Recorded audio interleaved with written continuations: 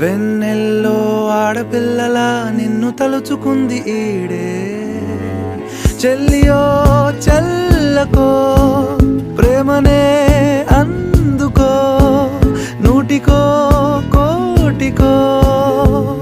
వరుడు నేనులే నిన్నటి జన్మలో పుణ్యమే అందుకో కాళ్ళనే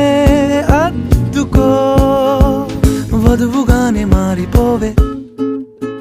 ఈ క్షణం స్వయం